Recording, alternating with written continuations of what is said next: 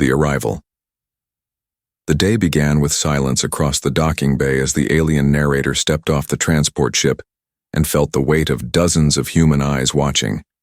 He had been assigned to their unit not out of choice, but because the Council insisted that someone from his species needed to observe humanity's way of war.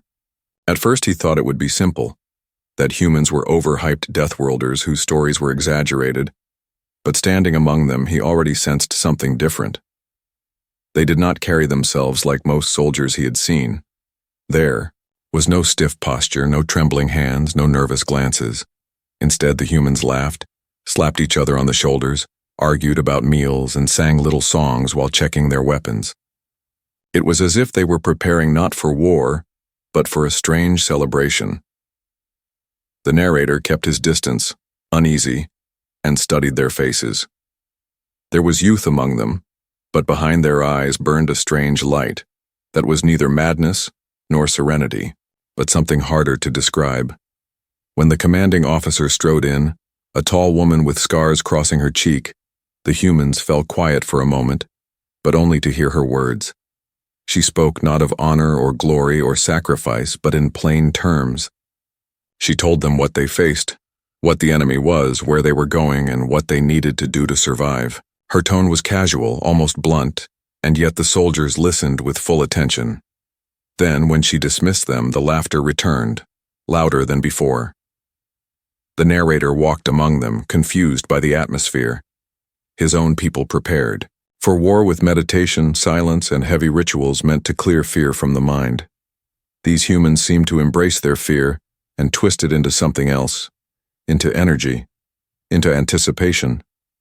One soldier, noticing the alien's unease, grinned and offered him a ration bar.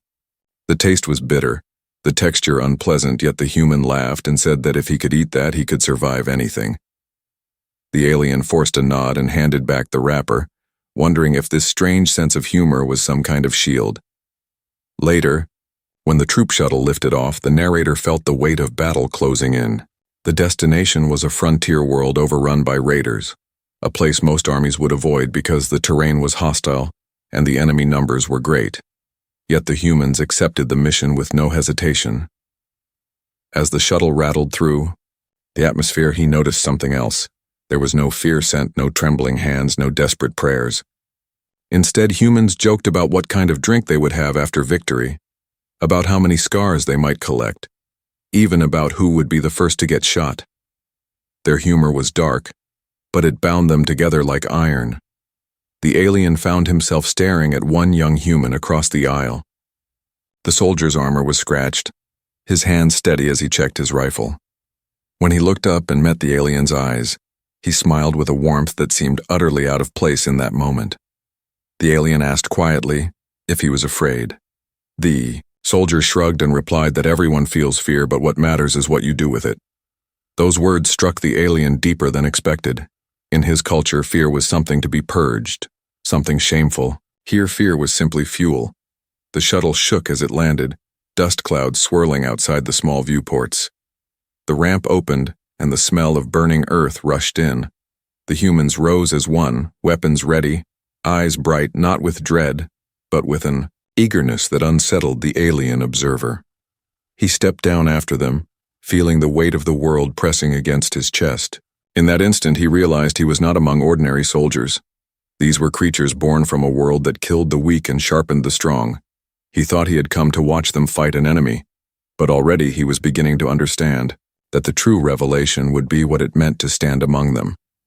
The air trembled with the sound of their boots and their laughter, and the alien knew that the first lesson was about to begin. First contact with Deathworlders. The ground shook as the humans spread into formation, moving with a strange balance of order and chaos that the alien narrator had never seen before. They did not march in rigid lines like the armies of other species, but flowed across the battlefield like water. Each soldier, watching the others, adjusting by instinct, as if every movement was part of a single living organism. The narrator followed, close behind their commander, struggling to keep his breathing calm, while dust filled his lungs and the sky above turned red with fire. He had been trained for war, yet he could not ignore the sense that the humans carried themselves differently. like predators who had walked into familiar hunting grounds. They reached the ruins of the first settlement where broken structures leaned, half destroyed by enemy bombardments. Smoke curled upward and the scent of death carried on the wind. The alien froze for a moment as he saw a burned-out dwelling with the faint shapes of civilians who had never escaped. He expected the humans to stop and mourn, or at least fall into silence, but they did not. One soldier knelt for a second, made the sign of a cross across his chest, and then stood up again, weapon-ready eyes scanning the horizon. There was grief, yes, but there was no hesitation. Their steps pressed forward, unbroken and steady. The first sound of the enemy came like a shriek across the distance. Shapes moved between the ruins, armed and fast, the kind of raiders that had crushed dozens of colonies before. The alien reached for his sidearm, trembling already, yet the humans only grinned and muttered to one another as though they had been waiting for this moment. Then the first shots cracked through the air. The humans surged into cover, firing with practiced precision. Their voices rose in shouts, but it was not panic. It was direction warning, guiding each other with clipped words that carried more weight than long speeches. To the alien, it felt less like a squad and more like a pack of hunters moving with absolute trust. He ducked behind a wall as enemy fire raked the ground. One human crouched beside him, face streaked with dirt, eyes gleaming like fire. She leaned close and shouted above the gunfire that the trick was not to freeze, not to let the fear control him. She pointed her rifle, leaned out, and unleashed a burst that dropped 2 raiders instantly. The alien flinched at the sight. The violence sudden and final, yet the human only smiled, wiped her brow, and asked if he was ready to make it through alive. The alien could not answer, for the fear inside him grew heavier, not only from the enemy but from the human beside him, who seemed to carry terror like a cloak and turn it into power. Minutes stretched into eternity as the battle unfolded. Humans advanced not cautiously but boldly, pressing forward again and again even when outnumbered. The raiders screamed in anger, but their attacks broke against the relentless tide. One soldier was hit and went down, yet another pulled him back, still firing with one hand while dragging his comrade with the other. Blood sprayed across the ground, yet the humans did not falter. To the alien, this was unthinkable, for his people would retreat, regroup, and wait for advantage. But these humans did not understand retreat. They only understood pushing forward until the enemy broke. As the enemy numbers began to thin, the narrator finally lifted his weapon and fired, shaking with each shot. He hit nothing, but one human laughed and shouted that it was a start. The alien felt heat on his cheeks from shame and confusion, yet beneath it all grew something else, a sense that he was standing on the edge of a truth he had never wanted to face. The humans were not fearless. They were creatures who stared fear in the face and invited it closer. Where others trembled and fled, they ran toward it. That was the moment the alien understood why stories called them Death Worlders. They were not reckless as he once thought. They were something much worse. They were willing to embrace terror and let it live in their veins. And to watch them fight was to realize that he was not standing beside allies. He was standing beside nightmares shaped into flesh. The battle unfolds. The settlement had turned into a storm of noise and smoke and fire as the humans pressed further into the ruins, and the alien narrator tried to keep pace with their furious advance. His heart raced and his senses screamed to retreat, but the humans did not know that word. They moved with a rhythm born from countless generations on a world that had tested them with storms and beasts and endless dangers. Every step they took seemed to shake the earth, and every shot fired echoed like the strike of thunder. The alien realized he was not in a battle. He was in a lesson, and the teachers were these strange warriors who had learned to make fear itself a weapon. As the fighting grew harsher, the raiders revealed their numbers, swarming from the broken buildings and surrounding the human squad from every angle. The alien gasped as he counted them, realizing they were outnumbered 3-1, and by any sane measure they should have withdrawn and called for support. Yet instead of panic, the humans leaned into the pressure, their laughter and shouts rising higher, as if being pressed only made them stronger. The commander barked short commands, and the squad shifted into a brutal dance, covering every angle, moving like one body with many hands and eyes. The alien fired his weapon again, finally striking an enemy soldier, and for a moment, pride swelled in his chest. A human beside him slapped his back with a grin before charging forward into the smoke. The alien stumbled after him, unable to understand how someone could show joy in a place filled with screams and blood. The human dove into cover, rolled and returned fire all in one fluid motion, his eyes shining with a wildfire that was not madness, but something far more terrifying. Explosions rocked the street as the enemy tried to pin them down, but the humans pushed forward piece by piece like predators cutting into prey. Their voices never fell silent. They called to one another, sharing targets, shouting warnings, lifting each other with words alone.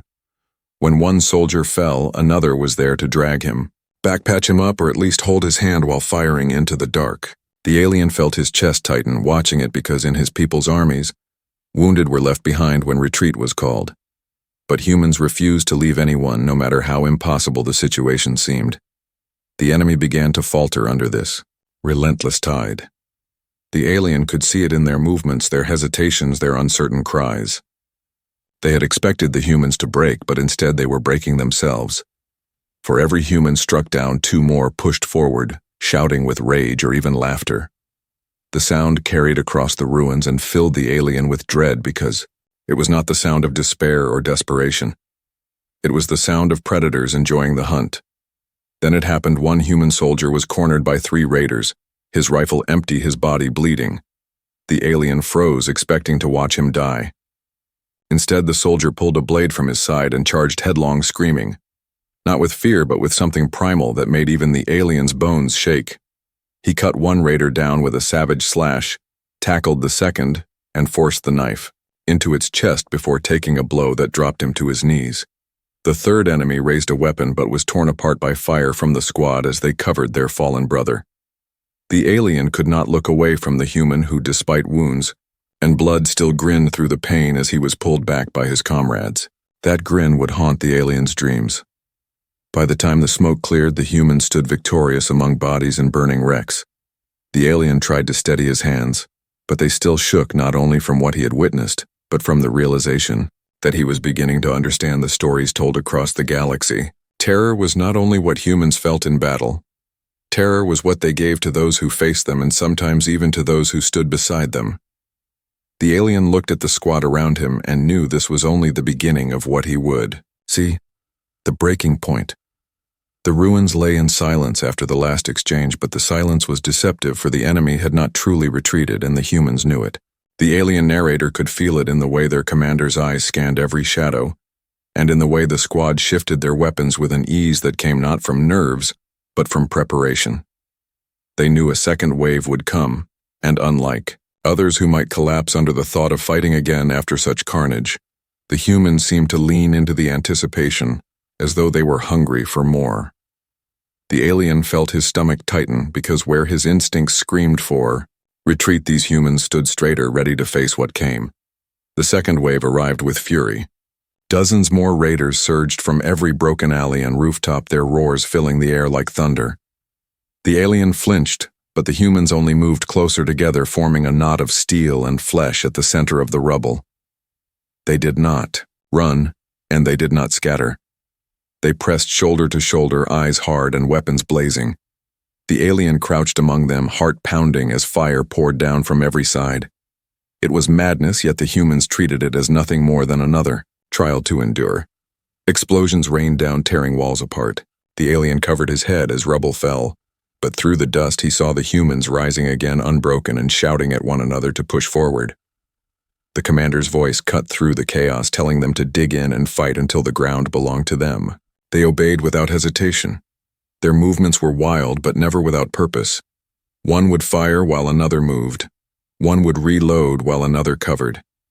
Even as the enemy pressed harder, the humans seemed to grow stronger with every passing moment, as if each strike against them only sharpened their will. The alien fired blindly into the smoke, shaking each time his weapon discharged. He managed to strike one raider who fell with a scream, and before he could react, a human soldier clapped his back with a grin, as if encouraging a child. That casual acceptance of death around them unsettled the alien even more than the enemy. It was as though humans treated battle like a storm. You could not stop the storm. You endured it, and you used its force to strike back. The enemy pushed closer and closer. The alien saw them climbing over rubble, swarming the barricades there. blades and rifles flashing. In his heart, he believed this was the end, yet at the moment when any other army would collapse, the humans erupted with a fury that froze the aliens' blood. They charged forward, screaming in unison, a sound so fierce it echoed over the ruins like a war song from some ancient age. Their charge broke the enemy line not with superior numbers but with sheer force of will. The aliens stumbled after them, witnessing how they fought with every part of themselves, teeth and fists and blades, when rifles ran dry. One human was struck across the chest and still dragged an enemy down with him, refusing to die alone. Another, soldier with a shattered arm, lifted his weapon in his remaining hand and fired until the enemy fell before him. The alien saw wounds that should have ended lives, yet these humans kept moving, as though pain was nothing more than a shadow they refused to acknowledge. He wanted to look away, but he could not, because he was learning something he had never wished to learn. The raiders broke under the onslaught, their courage faltering against the tide of human defiance. They had expected to fight soldiers bound by fear and reason. Instead, they fought predators who did not know how to surrender. The alien felt it too. For the first time, he realized that the terror he sensed was not directed outward alone. It seeped inward into him, into the very core of his spirit, as he understood what it meant to stand beside humans. They were not an army. They were a storm that consumed everything in its path. As the dust cleared again, the humans stood breathing hard, bloodied and bruised, but still unbroken.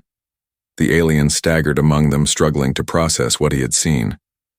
His people taught that bravery meant standing firm despite fear. Humans had shown him that bravery for them meant something far darker.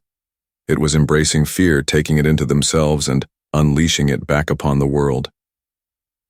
That night, as the squad regrouped among the ruins, the alien could not sleep. For every time he closed his eyes, he saw their faces lit with fire and fury, and he knew that the breaking point had not come for them.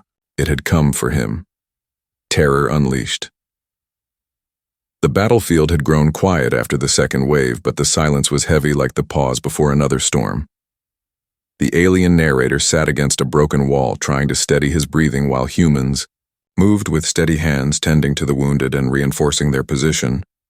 Blood covered their armor and dust clung to their skin, yet their voices carried calm laughter and the same dark humor as before. One joked about how many holes his armor could take before it turned into a sieve. Another laughed about who would owe who a drink if they survived the night. To the alien it was madness, but it was also terrifying, because this was how they endured. They were not hiding their fear. They were taming it, shaping it into strength. When the third wave came, it did not strike with numbers but with machines. Heavy raider walkers advanced across the rubble, their cannons tearing the ground apart, their armored legs crushing the debris beneath them. The alien froze at the sight, for such weapons had leveled colonies before. His people would never have stood against them with a squad this small, but the humans did not hesitate. Their commander gave quick orders, splitting them into groups, some carrying explosives, some covering with rifles. They moved with speed, like they had rehearsed this very moment 100 times before. The alien followed one team and watched as a human sprinted straight into the fire of a walker carrying charges on his back. He slid beneath the machine planted the explosives and rolled away just as the blast ripped through its legs, sending it crashing to the ground. The soldier crawled back, grinning despite the blood that stained his uniform. The alien could barely comprehend it. He asked why the human risked his life so carelessly, and the soldier simply said that someone had to do it, and today it was his turn. More walkers pressed forward, and the fight grew desperate.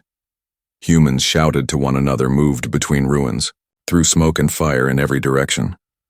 The alien tried to contribute, his weapon shaking in his grip, but the humans carried the weight of the battle. One woman climbed atop a burning wreck to fire down into the enemy ranks, and when she was shot, she still screamed for the others to keep pushing before collapsing with a smile on her face. The alien could not understand such defiance in the face of certain death.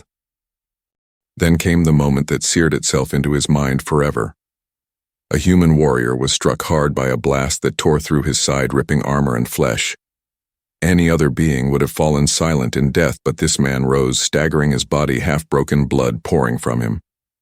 He picked up his blade with one hand and roared so loud it cut through the fire and smoke.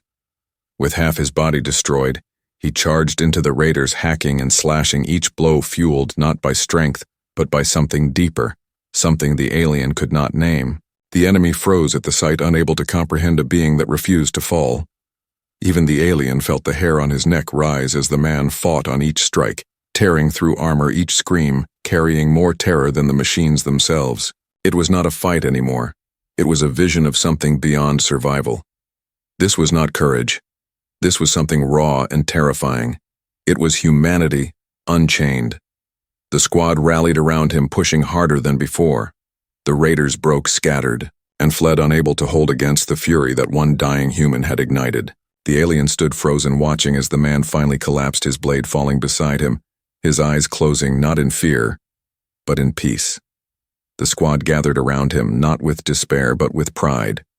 They whispered his name, touched his hand, and then turned back to the fight as though his sacrifice had carved a fire into their souls.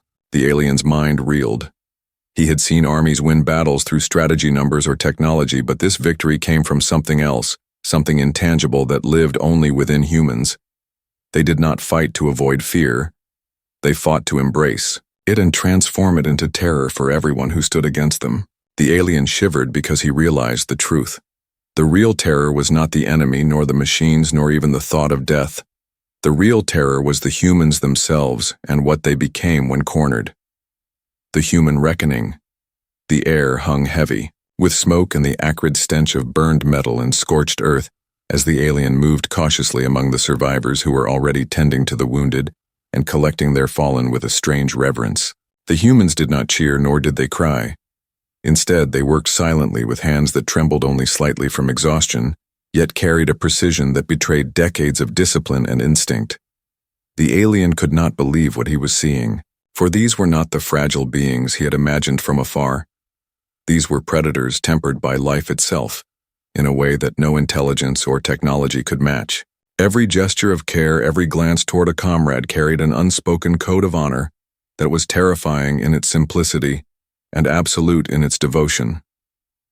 He followed a small group that had found a crater where one of the raiders had fallen and watched as a woman knelt beside the mangled remains of a human comrade, her hands shaking yet steady, as she pressed a makeshift bandage to his wounds, whispering encouragement as though she could will life back into him.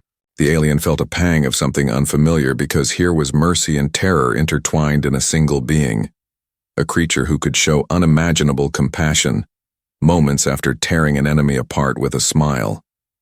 The duality of humans was incomprehensible, yet it radiated a strength that his species could never hope to emulate. As the humans moved on to fortify a perimeter, he saw their commander surveying the field, eyes scanning every shadow, calculating every possibility. Yet in the same gaze there was a weight of empathy, a sense of responsibility that was more terrifying than the firepower they wielded. The alien tried to ask how they bore it, how they could fight so relentlessly and yet care so deeply. But the words caught in his throat, for there was no answer, only observation, and a growing understanding that humans did not divide their souls. Between war and life, they fused them into a single essence, a force that no one could anticipate or contain. Suddenly, a distant scream drew their attention, and the group moved as one toward it without hesitation, the alien following like a shadow. They found a small squad pinned beneath debris, a raider patrol trying to encircle them. The humans did not pause. They leaped into action with improvised weapons, explosives, and sheer audacity, moving with a synchronicity that made the alien's mind reel. One man swung a crushed metal beam with a roar that echoed across the ruins, knocking two enemies unconscious. Another shot precise bursts from a rifle while balancing on a jagged wall, and a third tossed a grenade through a narrow gap with perfect timing to collapse part of the structure, trapping their attackers. Each act was ordinary yet extraordinary because it came from beings who had already walked through fire and death without fear.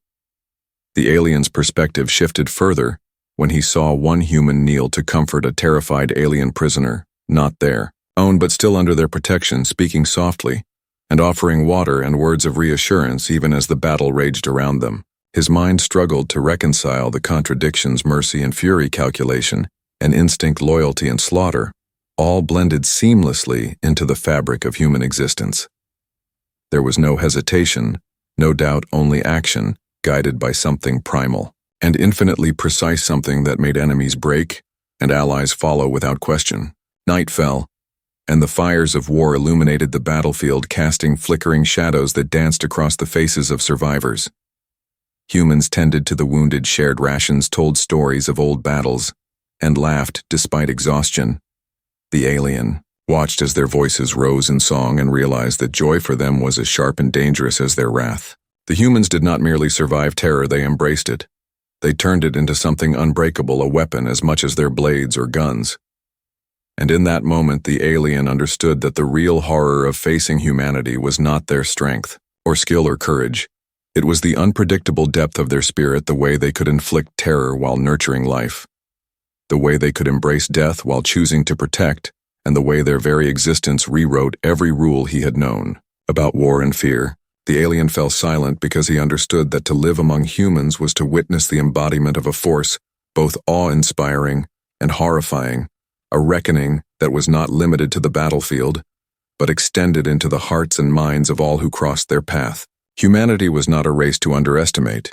It was a phenomenon, a storm of flesh and will that would not bend or break, a terror that came not from monsters, but from the souls of humans themselves, a terrifying balance of compassion and destruction that left even the most disciplined alien trembling in awe and fear. The ultimate stand. The morning air was thick with smoke and ash as the last survivors of the alien forces regrouped behind the shattered remnants of what had once been a proud fortress. The humans moved among them calmly, but their eyes burned with a fire that no weapon could quench. The alien who had followed them for weeks could feel the pulse of their determination. It was a rhythm older than any army, older than any council, older than any plan, and it was terrifying in its simplicity. The humans had lost nothing of their will even as the world around them crumbled, and the alien could see that every wound, every scar, and every loss had only sharpened their focus. Their unity was absolute, and every step they took carried the certainty that they would not retreat, not falter, and not surrender. He watched as a human soldier lifted a fallen comrade with a strength that should have been impossible, considering the injuries and the fatigue in his body, and the humans around him moved to clear debris, form barricades, tend the wounded, and gather intelligence from the battlefield, all without hesitation, all with the same quiet efficiency that left the alien awestruck and more than a little afraid. Every action was precise, every decision was quick, and yet there was an almost imperceptible flow that bound them together, a single organism of will and instinct, and the alien realized that nothing could withstand them. Not technology, not strategy, not even the calculated terror of their enemies. A sudden roar echoed across the field, a massive war machine approaching from the horizon, and the humans did not flinch. Instead, they adjusted their positions, spoke words that carried authority and empathy in the same breath, and prepared to meet it. The alien felt a chill as he understood that they were not planning merely to survive. They were preparing to dominate, to turn every disadvantage into an opportunity to reshape the battlefield, according to their own terms, and the ferocity in their eyes was unlike anything he had ever encountered. Each human moved with a lethal grace, the way predators might circle their prey. And yet there was care in their movements, a consideration for life, even as they prepared for slaughter. And the alien understood that this was why humanity could never be fully understood or defeated, because their spirit was as unpredictable as it was unyielding. Explosions tore across the field, but the humans did not scatter. They advanced, each taking calculated risks, each leveraging skill and instinct to outmaneuver machines and aliens alike. One soldier leapt from the debris of a fallen tower, his weapon blazing, and struck the war machine in a weak spot. Identified in a heartbeat, another tossed an explosive that detonated with perfect timing to create a path for others, and a medic ran among the chaos to pull the wounded to safety while providing cover fire in a way that made the alien's mind reel. The humans were not just fighting, they were rewriting the rules of battle in real time, rewriting what it meant to be dangerous, to be alive, to be human. As the battle reached its zenith, the aliens saw their commander step forward, eyes scanning the field, calculating every move, predicting every outcome, while simultaneously inspiring courage and hope. The humans rallied around him with an almost sacred devotion, and the alien felt an overwhelming sense of inevitability, that the tide could not be turned against them. They moved like a single organism, a storm of flesh and will, and the alien realized that this was the ultimate terror. The unpredictability, the unity, the courage, and the compassion intertwined in a force that no calculation could contain. By the end of the day, the enemy forces were broken. Their machines reduced to twisted metal, and the alien who had once thought he understood war could only watch as humanity tended to the survivors, celebrated quietly without arrogance, and moved on with a purpose that extended beyond revenge or victory. The alien understood then that he had witnessed something beyond strategy or strength. He had witnessed the embodiment of a force that could not be replicated or defeated, that could not be tamed or predicted, that carried both terror and hope in equal measure, and he knew that this force would endure beyond worlds, beyond wars, beyond comprehension itself. He turned to leave, yet he could not shake the vision of the humans standing tall among ruins, smiling at each other, laughing softly, caring for each other and preparing for the next challenge. And he understood at last that real terror was not in death or destruction, but in standing before beings who could face it all and still rise and protect, still rise and inspire, still rise and change the very meaning of fear. Humanity had endured, and in doing so, they had become a living reckoning, a truth that no species could ignore, a force that was both a shield and a weapon, a storm that no one could escape. And the alien knew that this day would forever mark him, because he had seen the terror of humanity, and it was magnificent. Humanity's reckoning. The battlefield was silent now, but it was not empty. The air still vibrated with the echoes of what had happened. The humans moved among the ruins calmly, yet with the unmistakable presence of survivors who had transcended mere victory. Their eyes held a light that no destruction could dim. The alien who had watched them from a distance felt a tremor in his understanding of existence, because what he saw was beyond fear, beyond power, beyond calculation. It was something primal and eternal, a force that could not be measured by weapons or armies. The humans gathered around the wounded, tended them, spoke words of reassurance and encouragement. Their hands steadied their touch, firm yet gentle. And the alien felt the impossible truth settling in his mind, that these beings had not just fought a battle, they had redefined the very meaning of resilience, the very meaning of courage, and the very meaning of terror. Because standing before them was a truth that no strategy could overcome, no weapon could pierce, and no mind could predict. Among them, the commander moved like a quiet storm, surveying the aftermath. His expression calm, yet every line of his face spoke of battles fought and hardships endured. The soldiers looked to him not just for orders, but for a sense of purpose, a sense that they were part of something larger than themselves, that they were not merely surviving, but shaping the universe around them with every breath, every choice, every heartbeat. The alien could not turn away.